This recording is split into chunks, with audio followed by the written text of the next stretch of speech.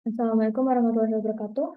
Perkenalkan, nama saya Mara Lutfia dengan nomor MPN 20030 Saya akan melaporkan apa yang saya dapatkan pada studi independen bersertifikat di Sales Acceleration Program pada bidang data analis dan bisnis intelligence. Nah, program PTKM saya ini dibuat oleh PT Mitra Talenta Group, yang mana mereka itu mengakselerasi karir individu di bidang teknologi. Saya sendiri mendapatkan pelatihan intensif selama 4 bulan, mentoring, studi kasus dan tugas-tugas, dan networking kepada sesama peserta Accelerates. Nah, proyek akhir yang saya jalankan itu adalah solusi bisnis dengan data analytics dan bisnis intelligence, yang mana saya melakukan pemilihan data, input database, ETL, desain data warehouse, data mart visualisasi, dan pengambilan insight dari analisis. Database yang saya gunakan itu adalah database perintalan DVD, yang mana saya masukkan ke dalam PostgreSQL, yang kemudian saya masukkan lagi ke dalam aplikasi The Beaver, agar saya bisa melakukan utak-atik pada database tersebut. Nah, sebelum pembuatan data warehouse, dia itu perlu melewati pre-processing atau disebut dengan staging, di mana objektif dari staging ini adalah membaca data tabel, lalu menyalin sumber data tersebut ke dalam database staging atau tempat hasilnya, lalu membuat catatan log dari tabel-tabel mana yang berhasil masuk. Nah, semua itu dijalankan dengan sebuah job execute data, di mana dia itu mengexecute atau menjalankan semua tahap staging tersebut. Setelah proses staging dijalankan, data warehouse dibuat. Dia itu terdiri dari tabel fakta dan tabel dimensi. Tabel faktanya itu adalah pusat dari inti analisis itu. Nah, tabel fakta itu adalah payment, di mana dia itu tergabung dari tabel-tabel dimensi. Tabel dimensinya itu adalah staff, customer, rental, date, film, dan store. Nah, tabel-tabel tersebut itu dihubungkan dengan sebuah S-kaki atau sebuah kunci penghubung antar tabel itu biar bisa dihubungkan. Nah, begitu juga dengan data mart ini, kumpulan dari tabel fakta dan tabel dimensi yang menghasilkan sebuah data mart atau hasil data yang berhasil ditransformasi menjadi bentuk yang diinginkan. Nah, ini adalah dashboard atau visualisasi yang saya buat bersama kelompok saya. Dan dari dashboard ini menunjukkan bahwa intinya itu potensi kategori produk seperti beverage itu perlu ditingkatkan lebih lagi karena dia itu menunjukkan kategori penjualan yang paling tinggi. Tapi itu perlu dievaluasi karena jika tidak, jika performa kinerja staff itu buruk, tidak ada gunanya dan performa penjualan akan semakin menurun. Nah, kemudian saya akan menjelaskan rekomendasi mata kuliah saya. Yang pertama, kecerdasan bisnis. Dia itu merupakan pendekatan strategis yang tujuan untuk menganalisis dan menemukan wawasan untuk membuat keputusan bisnis. Saya akan merealisasikannya itu dengan database Northwind, yaitu database penjualan makanan dan minuman itu. Saya akan menggunakan aplikasi The Beaver, Pentaho, dan Tableau.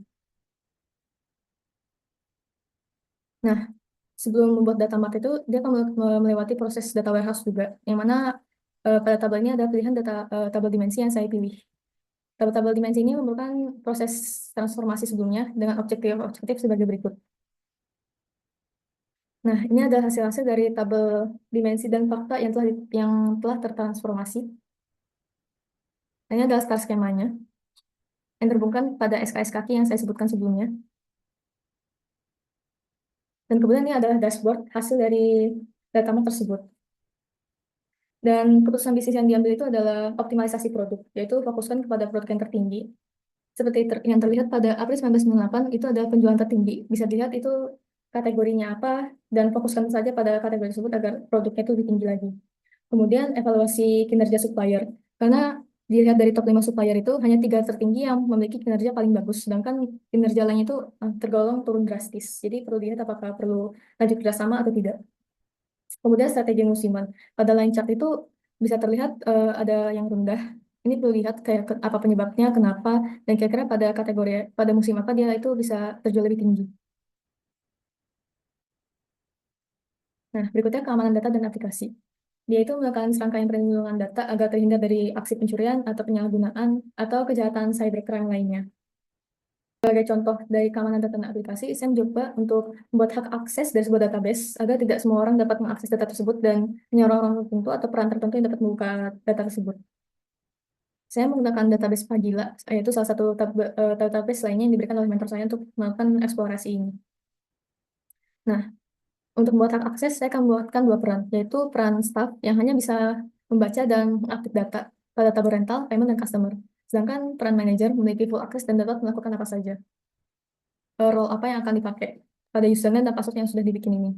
Sebagai bukti percobaan, saya mencoba membuka tabel rental pada user staff, dan ternyata perintahnya itu terjalankan. Namun ketika membuka tabel film, akses dari staff itu tertolak, jadi dia tidak punya hak akses. Sedangkan di sisi lain tuh, manajer punya hak untuk melakukan update dan delete, dan query-nya itu berhasil dijalankan. Kemudian saya akan melakukan encryption, yaitu perahasiaan data. Jadi benar-benar orang tertentu yang hanya bisa membukanya. Saya membuatkan variabel baru yaitu encrypted phone, yaitu enkripsi pada data telepon. Saya melakukan percobaan pada customer ID 600 bernama Josmi. Lalu saya membuatkan view, di mana view itu berisi tabel customer, namun hanya tabel encryption phone yang tidak ada di sana, karena membatasi akses dari enkripsi tersebut. Nah, view customer operasional itu saya realisasikan pada staff operasional, di mana ketika user staff itu membuka tabel customer saja, dia itu tidak punya akses. Namun jika dia membuka dengan view customer operasional, dia itu memiliki akses, tapi dia tidak bisa melihat encryption phone ini. Saya akan melakukan query SQL pada aplikasi The Beaver lagi, karena ini adalah salah satu aplikasi yang mudah untuk dijalankan bersama query SQL-nya. Pada pertanyaan pertama, berapa total nilai setiap produk yang terjual pada tahun 1997? Saya menggunakan variabel product ID dan product name untuk melihat produk mana yang sebenarnya itu paling tinggi value-nya. Value-nya itu didapat dari perkalian quantity dan unit price sebagai variabel total value. Dan ternyata produk bernama Code Display ini memiliki total value tertinggi dengan, mohon maaf jika salah, bernilai 51.962.000 dolar. Sedangkan nilai terendahnya itu adalah Gen Show You dengan nilai 1.503 dolar. Lalu lakukan pertanyaan kedua, melakukan roll up dengan pemasok, produk, dan pelanggan. Bisa dibilang itu seperti group by atau penggabungan dari ketiga variabel tersebut. Nah, caranya itu menggunakan join, group by roll up, dan order by dari sesuai yang diinginkan urutan itu dari mana. Dan ternyata supplier yang paling berpengaruh atau yang paling membantu dalam sisi itu adalah Auxjoyux dengan slot unit itu 163.135 unit. Sedangkan yang ternahnya itu adalah JDMate dengan nilai slot unit itu hanya 14. Pertanyaan ketiga, carilah total penjualan oleh kedua pelanggan, perusahaan yang berganti nama menjadi pembeli dan perusahaan pemasok yang berganti nama. Ini bisa dibilang pertanyaan yang sangat sulit ya. Namun ketika saya menggunakan query ini, terlihat bahwa pembeli bernama Quickstop dengan suppliernya atau pemasoknya itu bernama Auxjoyux mendapatkan total sales atau total penjualan itu sebesar 25.932 dolar. Sedangkan di sisi lain yang terendahnya itu adalah Consolidated Holdings dengan nilai hanya 4,8. Lalu pertanyaan keempat, sebutkan pelanggan yang telah membeli produk senilai lebih dari 5.000 dolar. Jadi pelanggan mana itu yang udah mengeluarkan uang, yang udah membeli dengan total 5.000 dolar. Itu ternyata si customer ID bernama Quick dari perusahaan Quick Stop. Dia itu sudah total spend-nya itu 117.483 dolar. Dan yang terendahnya itu adalah Morg dari perusahaan Morgan Stanley Coast dengan pengeluaran hanya 5.040 dolar. Jadi bisa dibilang query-query ini dapat membantu kita untuk melihat insight lebih jauh terhadap database dan melihat variabel, kategori apa, total penjualan, dan perintah-perintah lainnya yang dapat kita lakukan. Pada studi kasus ini, saya akan menggunakan data Norton lagi untuk merepresentasikan sistem penjualan sebuah perusahaan. Lalu saya akan menggunakan metode Retrieve-Based Analysis untuk menganalisis hubungan antar data dan menjawab pertanyaan-pertanyaan yang telah disiapkan sebelumnya. Berikutnya, perangkat lunak open source big data, yaitu memberikan pemahaman mendalam mengenai teknologi dan alat yang digunakan untuk mengolah data, untuk menganalisis data dalam jumlah besar. Di era digital ini, big data tuh udah jadi peran penting apalagi dalam bisnis, karena bisnis itu punya data yang besar dan perlu tempat untuk meletakkannya. Saya akan mencoba menggunakan MongoDB, yaitu sebuah aplikasi NoSQL untuk penyimpanan database. Yang mana saya akan menggunakan modul YFinance untuk mengambil data saham historis dari PT Telkom Indonesia. Saya akan melakukan analisis dengan metode long short term memory atau LSTM. Pertama, data tersebut saya ambil menggunakan Apache Beam, yaitu yaitu sebuah Apache yang menjadi pipeline atau penghubung antara Finance dengan MongoDB. Nah, setelah saya mengimport semua mengimport semua modul itu, yaitu Apache, Finance, dan MongoDB yang tiga modul paling utama, saya mengambil data itu dimulai tahun 2004 sampai 2024. Kemudian memasukkannya itu ke dalam MongoDB. Saya akan membuat tabulet, yaitu tabel yang seperti gambar ini dari MongoDB. Tapi saya perlu menghubungkan atau menjelaskan tabel-tabel per baris atau per kolom itu agar rapi seperti ini. Kemudian saya menggunakan Matplotlib untuk melihat visualisasi harga penutupan saham. Dan terlihat pada 2016 sampai 2024 itu adalah nilai harga penutupan tertinggi dalam saham tersebut. Nah, kemudian untuk mulai analisis metode LSTM itu, saya akan membagi data latih dan data uji. Kemudian hasilnya itu pada data latih itu dia berada pada garis yang berwarna kuning, sedangkan yang data latih itu ada yang berwarna biru. Nah, saya menekan di sini saya akan melaksanakan metode model LSTM untuk melihat apa modelnya ini cocok untuk prediksi harga saham PT Telkom Indonesia. Itu bisa dilihat dalam epoch ini. Epoch itu seperti pertanda. Jika nilainya itu semakin rendah dari epoch 1 sampai 100, maka itu pertanda bahwa model itu bagus dan bisa dianalisis prediksi berikutnya. Dan dilihat pada epoch ini dimulai dari 0,024 hingga menurun lagi 0,01. Dan sebenarnya itu pada epoch ke-8 ke-88 itu dia makin turun lagi. Jadi epochnya itu bisa dikatakan berhasil atau positif. Jadi kita bisa lanjut lagi. Tapi sayangnya itu ketika memprediksi membandingkan hasil prediksi dengan data aslinya itu ternyata perbandingan itu sangat jauh. Jadi metode STM itu nggak cocok. Tapi apalagi pasti cek lagi pakai evaluasi error dengan MAPE, karena hasil error itu 1%. Jadi metode STM ini nggak cocok buat analisis prediksi data saham. Jadi kesimpulannya itu lebih baik menggunakan metode yang lainnya agar prediksinya itu bisa benar dan lebih akurat. Berikutnya, mata kuliah statistika sains data dan analisis kebijakan. Dia ini merupakan ilmu yang mengintegrasikan metode statistik dengan metode analisis data agar bisa menemukan kebijakan yang setelah dianalisis atau disimpulkan. Saya akan melakukan studi kasus untuk membahas tentang stakeholder dan key performance pada sebuah bisnis pangsit, yang kemudian saya akan melakukan analisis regresi untuk melihat seberapa kedekatan dan pengaruhnya variabel tersebut pada bisnis pangsit ini. Nah, ini adalah data, sebagian data dari bisnis pangsit, yang mana ketika dilihat dari chartnya itu, dia penjualan tertinggi itu dengan nilai hampir 1 juta, sedangkan yang terendahnya itu hampir nol ya, sekitar 50.000. Kemudian sebelum dianalisis, saya akan uji normalitas pakai Shapiro Weld Test, dan ternyata kedua datanya itu berdistribusi normal, jadi saya bisa melakukan regresi analisis. Nah, pada model regresi di scatter plot ini ternyata prediksi model itu segaris atau selaras dengan garis regresi, yang mana artinya itu model regresi ini cocok. Namun agar lebih akurat tuh saya pakai koefisien korelasi Pearson, dan juga nilai itu 1 atau yang paling tinggi. Jadi ternyata itu kedua variabelnya itu yaitu jumlah pangsit dengan jumlah pendapatan, dia itu berkorelasi dan sangat berpengaruh dalam bisnis pangsit ini. Jadi agar lebih efektif lagi, lebih baik pangsitnya itu ditingkatkan lagi agar lebih maju bisnisnya. Nah, ini ada daftar stakeholder dan KPI yang sudah dipilih dari bisnis pangsit ini agar lebih cocok. Stakeholdernya itu adalah pelanggan, manajemen, termasuk bahan baku, sosmed, spesialis, dan pegawai. Sedangkan KPI itu atau Key Performance Indicator seperti indikator yang penting dalam bisnis ini yang berpengaruh atau dapat membantu. Data diperlukan itu dalam meningkatkan rating Instagram, tingkat kepuasan pelanggan, pengembangan produk, dan total pendapatan. Setelah melakukan analisis dan pemilihan stakeholder dan KPI, diambil beberapa pertimbangan kebijakan yang sebaiknya dilakukan. Di antara itu ada pendekatan pemasaran berdasarkan data, meningkatkan keterlibatan pelanggan, pengawasan kinerja, dan analisis berkala. Berikutnya data storytelling. Dia itu menjelaskan data yang telah tervisualisasi dengan narasi yang jelas, agar audiens itu bisa memahami dari interpretasi visualisasi tersebut.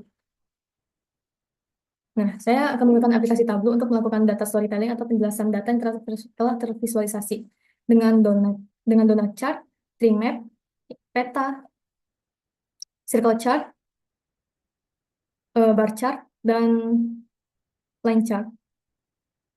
Semuanya itu saya gabung menjadi sebuah dashboard, yaitu seperti kumpulan dari elemen-elemen yang sudah saya buat tadi. Seperti contoh visual yang dapat dijelaskan itu adalah ternyata pada tree map, yaitu sales dan profit by subkategori, ternyata Tables itu profit paling rendah dengan nilai minus, artinya tidak memiliki keuntungan atau malah rugi. Di sisi lain, Pond itu memiliki profit paling tinggi dengan nilai 23.000. Dan seperti itu kurang lebih contoh-contoh visualisasi atau penjelasan. Seperti pula pada line chart yang paling mudah dibaca, paling tinggi itu terdapat pada nilai 59.000 dengan salesnya itu 59.000 dan profitnya itu adalah 8.000.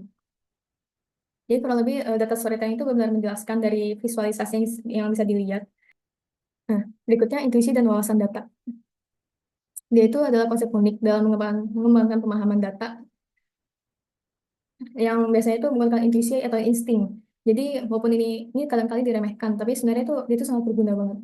Agar direalisasikan ini saya akan mencoba menggunakan aplikasi The Beaver dan SQL untuk menjadi pendukung analisis. Saya akan menggunakan data bisnis penjualan produk cetakan pada tahun 2022 hingga 2024 sebagai contoh.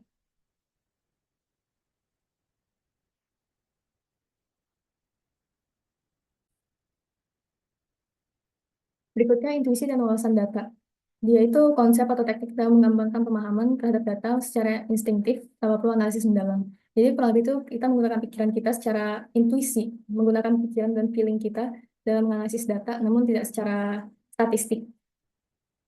Sebagai percobaan, saya akan menggunakan salah satu data dari bisnis penjualan produk cetakan dari tahun 2022 hingga 2024. Menggunakan aplikasi The Beaver dan Query SQL.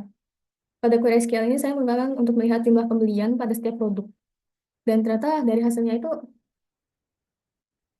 produk duplek, duplek 310 itu ternyata mendapatkan total pembelian itu paling tinggi dengan nilai 162. Sedangkan pada gambar ketiga, banyak nama produk lainnya itu yang hanya dibeli satu atau dua kali. Nah, kemudian pada tabel ini, terlihat itu ternyata jenis produk HPS itu jumlah order itu paling tinggi, 940.000. Sedangkan jenis produk yang harganya paling tinggi itu ternyata Kinstroke 150 GSM dengan harga 99.000. Dari sini tuh kita memainkan insting kayak, oh ini paling tinggi, oh ini paling besar. Jadi keputusan itu bisa diambil dari intuisi-intuisi dan pikiran-pikiran logika seperti itu. Dari keputusan yang sudah saya ambil itu, saya mengambil kesimpulan bahwa kita itu perlu optimalisasi stok, yaitu fokus pada produk yang permintaan tinggi seperti jenis produk HPS. Lalu melakukan segmentasi pasar, yaitu memanfaatkan perbedaan karakteristik dan menyusun strategi karena ada masanya itu produk ini tidak laku atau produk lain itu yang lebih laku. Kemudian melakukan penawaran menarik, yaitu identifikasi peluang bundling produk untuk mendorong atau memancing pelanggan melakukan pembelian yang lebih besar. Jadi kita tuh melakukan pemasaran yang lebih unik. Berikutnya penyesuaian harga, yaitu buat evaluasi sewaktu-waktu. Jadi kalau harga itu kemahalan tapi jarang terjual, lebih baik diturunkan harganya atau kebalikannya. Karena terlalu laku, lebih baik dinaikkan harganya agar kita lebih menguntungkan. Yang terakhir, soft skill berpikir kritis. Berpikir kritis itu adalah berpikir dengan logis, merumuskan argumen secara rasional dan objektif. Berpikir kritis ini sesuai namanya, yaitu sebuah soft skill, jadi terdapat dalam diri kita itu. Jadi kita tuh harus berpikir atau melihat lebih luas lagi dari berbagai pandangan, berbagai informasi, lalu mengevaluasinya dan membuat suatu hasil atau suatu kesimpulan. Contohnya itu saya akan melakukan berpikir kritis untuk memikirkan sebenarnya apa peran data analis dalam sebuah bisnis. Bisnis yang saya gunakannya adalah bisnis yang sebelumnya sudah saya jelaskan sebelumnya. Setelah saya berpikir dan melihat semua berbagai sudut pandang dan informasi, saya memilih peranan data analis pada stakeholder itu seperti ini. Yaitu pada pelanggan itu, data analis berfokus pada KPI rating, yaitu mengukur tingkat interaksi seperti jumlah gitu-gitu. Lalu dia mengidentifikasi masalah, kenapa rendah pelanggan, dan gimana cara untuk menaikkannya kembali. Lalu pada manajemen itu, data analis memantau KPI total pendapatan untuk melihat pertumbuhan penjualan dan mengatur strategi pemasaran agar lebih tinggi. Dan analisis ini dapat membantu manajemen untuk membuat menilai keberhasilan strategi pemasaran serta kinerja penjualan. Kemudian untuk tim media sosial, data analis itu melakukan analisis melalui KPI rating Instagram dan tingkat kepuasan pelanggan. Yaitu membantu merancang strategi konten juga, jadi konten mana yang lebih menarik untuk pelanggan. Lalu pemasok bahan baku. Data analis itu membantu menjaga komunikasi yang konsisten dan informasi yang tepat waktu mengenai pemesanan dan pembayaran. Kemudian pegawai. Data analis itu membantu memantau KPI pengembalian produk untuk mengidentifikasi area dalam proses produksi yang perlu ditingkatkan. Jadi data ini membantu pegawai untuk membantu memahami penyebab pengembalian sehingga langkah apa yang sebaiknya dilakukan. Jadi kalau lebih berpikir kritis itu seperti kita memikirkan bagaimana, apa, dan caranya itu seperti apa. Di sisi lain, pada funnel project, saya melaksanakan seperti funnel project yang saya jelaskan pada bab 3, itu seperti memiliki beberapa kendala. Itu dapat merealisasikan berpikir kritis juga, seperti menemukan solusi, apa yang sebaiknya dilakukan pada itu. Sebagai contoh, ketika saya ingin masukkan database ke dalam PostgreSQL, ternyata dia itu error. Namun, ternyata solusinya itu adalah saya harus memencet Clean Restore agar saya bisa melakukan database tersebut. Atau contoh lainnya ketika saya melakukan main job pada transformasi, dia itu muncul error reference in foreign key constraint. Itu ternyata dalam database The Beaver, saya itu harusnya itu menghapus foreign key yang ada di dalam sana atau relasi-relasi dari tabel-tabel tersebut semuanya agar bisa terrestore. Sekian dari saya, kurang lebihnya mohon dimaafkan. Assalamualaikum warahmatullahi wabarakatuh.